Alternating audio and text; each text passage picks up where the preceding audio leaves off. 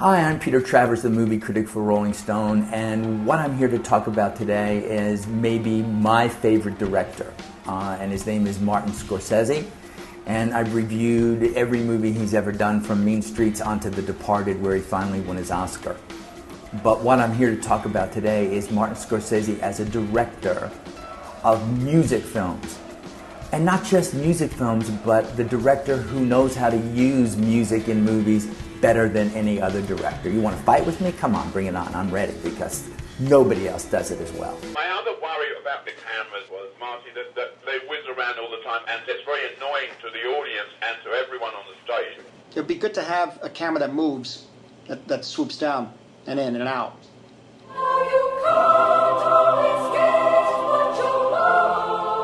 Can we kind of know, if at all possible, what they're going to play? We have to make sure that we're covered. Which guitar? We'll be done, Marty, an hour before the show. I don't know what's going on. The big news right now is that Martin Scorsese has directed a film called Shine a Light, which is a concert film of the Rolling Stones that was shot in 2006 and is now out on all screens, including IMAX screens. So why would Jagger, at this point in his life, bow to a director, let a director have his way? Well, because that director is Martin Scorsese.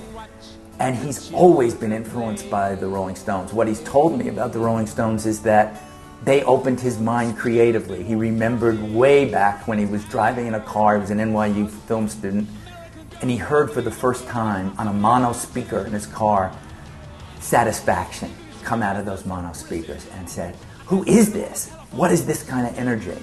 And that energy went right into his first major feature, Mean Streets, where we hear Jumpin' Jack Flash as the intro to Robert De Niro's character, Johnny Boy.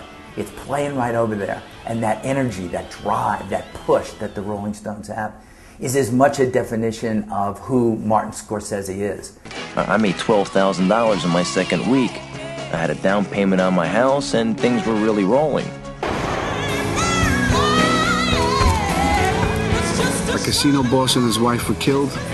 The Bulls question Nicky. You Johnny Sullivan's kid? One of the Rolling Stone songs that has become a signature for Scorsese movies, because he's used it 3 times. And he's used it in Goodfellas, and he's used it in Casino and The Departed, is Gimme Shelter. In fact, Mick Jagger is making jokes all over the place about the idea that Shine a Light, the concert documentary, is the only time in a Scorsese movie that you don't hear Gimme Shelter.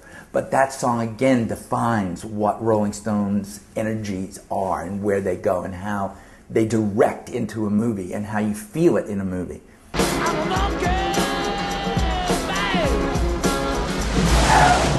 In Goodfellas, you hear Monkey Man over that wonderful scene where Ray Liotta has gone completely coked out and is supposed to be picking up drugs and escaping from the cops. Helicopters are following him, and he's still going back to his house to mix the spaghetti sauce that he's making. It's nuts, and what better song than Monkey Man to create that?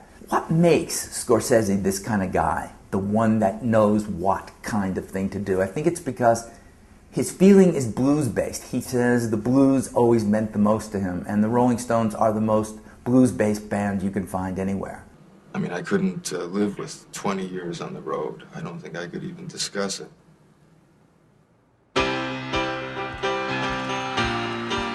And then he did what I think is still the best movie about music ever made, which is The Last Waltz, which is the last concert of the band. You're looking at that, and you're looking at them working together. You're seeing interviews with them, and Scorsese just knew who the band was, what they represented, and he captured that last performance, that last waltz. It's terrific stuff. Helpless, helpless, helpless.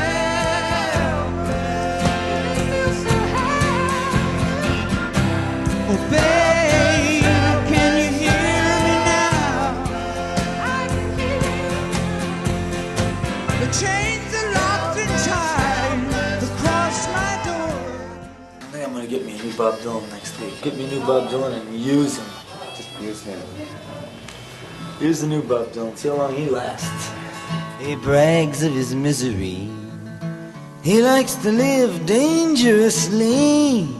If any of you watched HBO's special No Direction Home, Scorsese's huge biopic on Bob Dylan, only up to 1966. It's about, through archival footage, how Dylan created himself. And Scorsese, through the use of that footage and the use of the music, is actually showing Bob Dylan in the act of discovering who he is. You know, he told me that the next movie he would do in music, it will be about Bob Marley. And he said, as much as he loves the music, he's also interested in the politics of Jamaica. I think you'll see that no director in the world knows how to put together sound with images better than Martin Scorsese.